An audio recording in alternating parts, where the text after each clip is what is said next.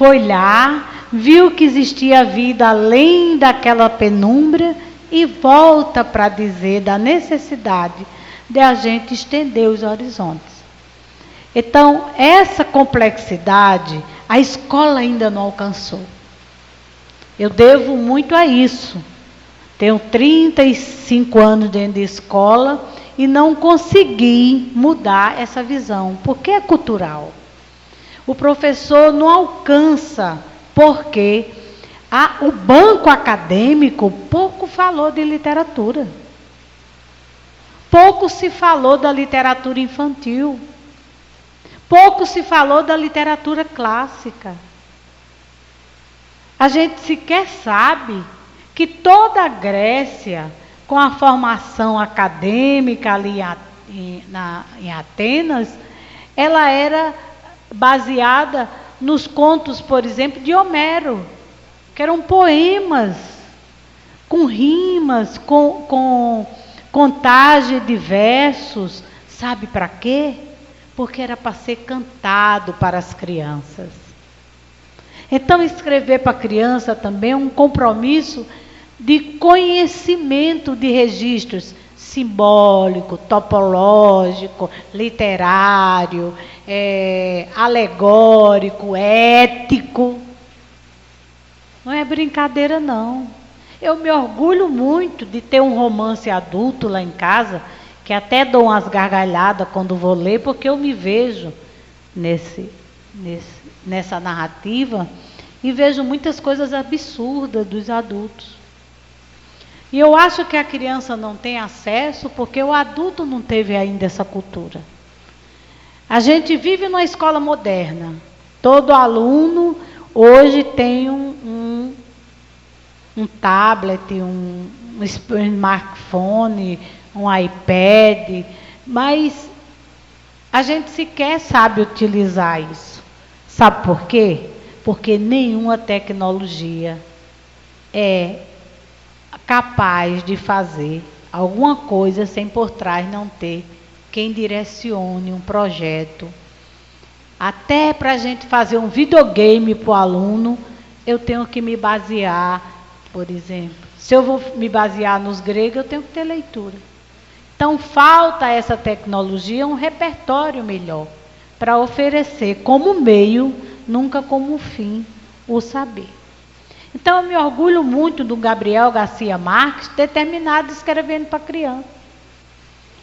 De um Monteiro Lobato ter começado escrevendo para adulto e se cansou desse adulto. De um Ferreira Goulart ter morrido escrevendo para criança. De um Mário Quitanda escrever para a criança. Então, há que se ter poesia no escrito, no literário. E essa poética não se esgota enquanto a gente alimentar a criança que há na gente. Então, quando a nossa amiga aqui querida faz referência ao livro Um Colo Paiaiá, o que eu tento fazer ali, e a escola não alcança, porque a escola tem um discurso moderno, mas nós somos conservadores.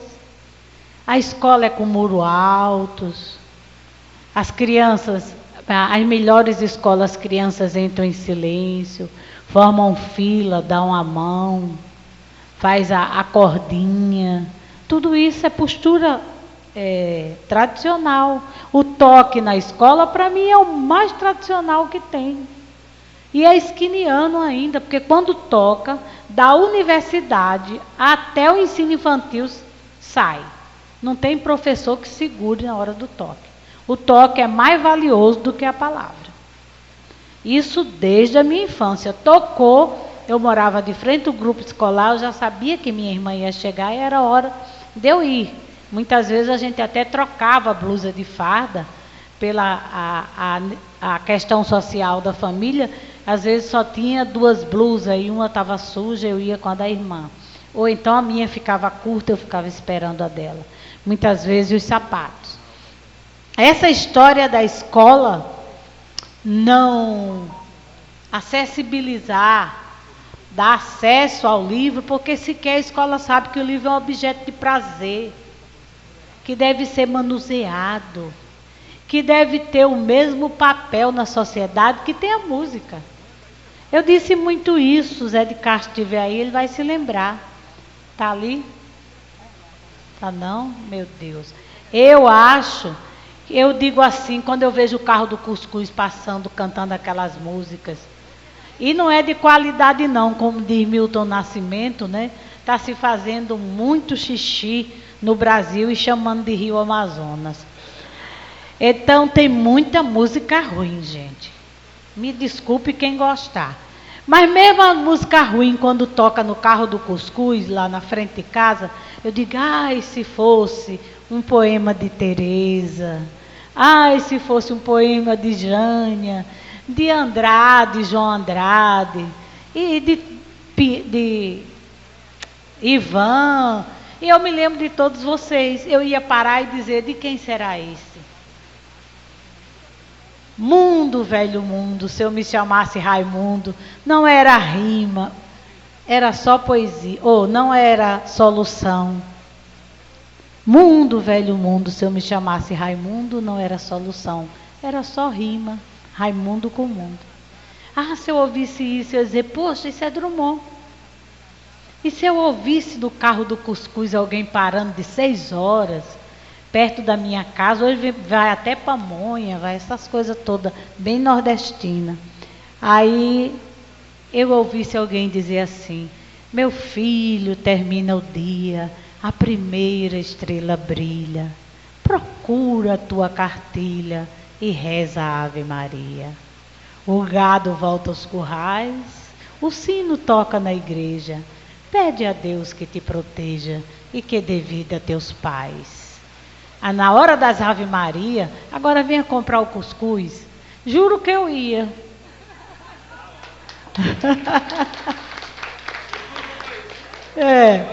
Então, o que falta para a gente, eu acho que é essa irreverência da gente sair das 4 paredes, até do ponto de vista poético, e falar dessa poesia.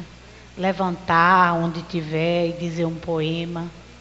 E saber que essa criança que a gente fala, que a gente trabalha, ela não pode morrer. O Bartolomeu Campos de Queiroz tem um livro lindo, chamado Tempo. Ele começa a conversar com a criança. E sabe de onde ele tira a criança? De dentro dele. E é uma coisa que eu fico com a inveja da moléstia. Eu não tenho inveja de carro, de casa, de marido, que eu tenho um caquinho lá em casa. Já, né Marcos? 46 anos de casada, aí você olha assim, né? Disfarce aí. Aí eu digo assim, meu Deus, eu não tenho inveja de nada disso. De ver você com homem rico, de ver você...